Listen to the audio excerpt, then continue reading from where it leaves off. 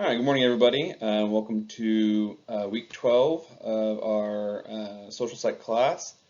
And so today, I guess the purpose of this video is to sort of introduce our discussion topic for this week and just give any highlights for the week that are necessary. So one of the important things is you do have a quiz that is due by this Sunday. So that is, it should be your last quiz. I believe it's your last quiz for the semester.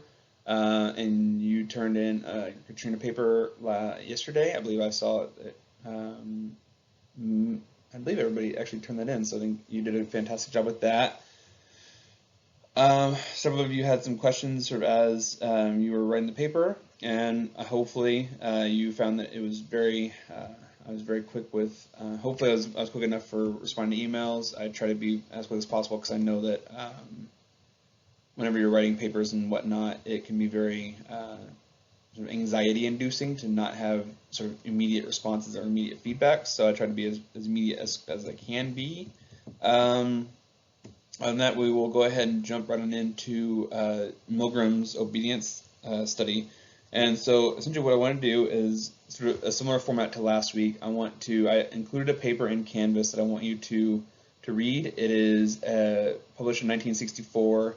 It was an interesting commentary on the original study done by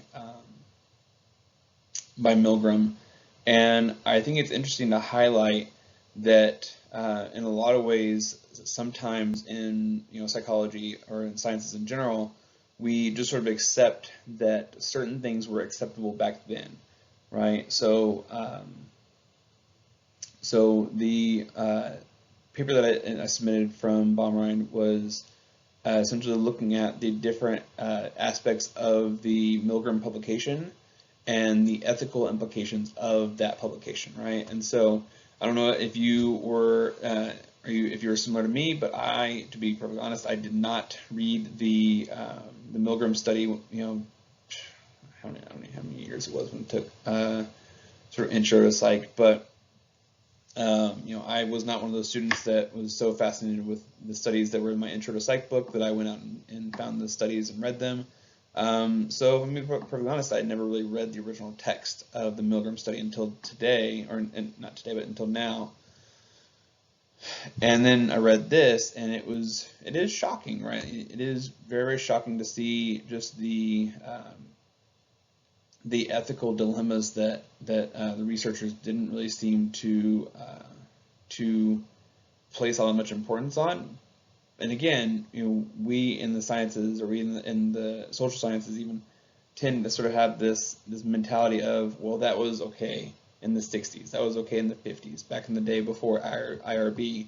But I think that Baumrind does give a very, very clear picture and a very clear analysis of how it wasn't okay back then, it's not okay today, and it was really never okay. And so I want to have a discussion. That's part A of my discussion I want to have this week. Is I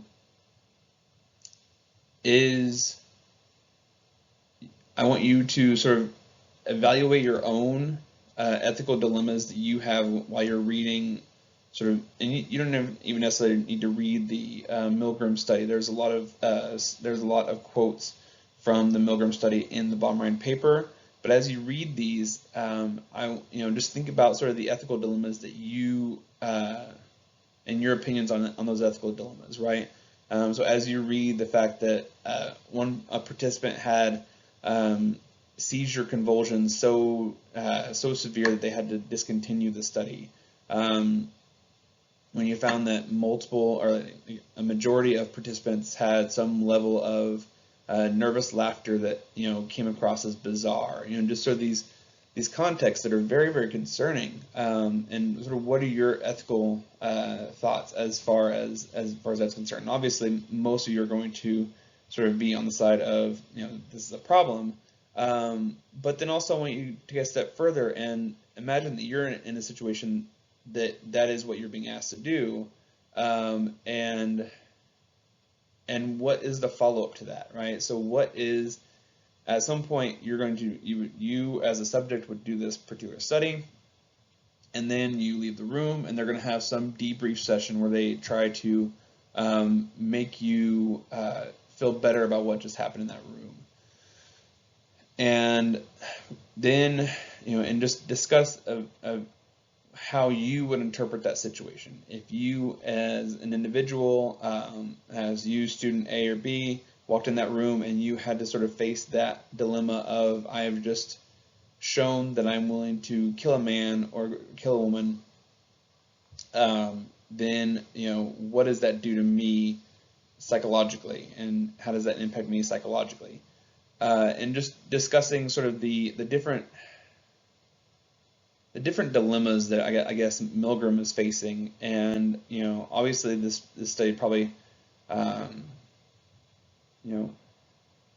not probably, it would not take place today with IRB the way it is today. IRB didn't even really exist in the 60s,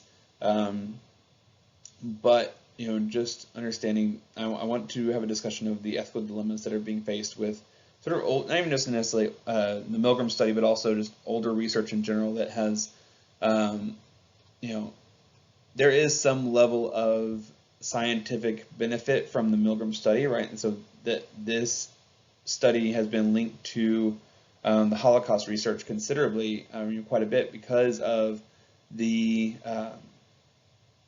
sort of the line that can be drawn between the obedient study of Milgram to the soldiers that are working in Auschwitz that were murdering Jews by the thousands. There's been this very, very clear line drawn there. But actually, Baumrind finds even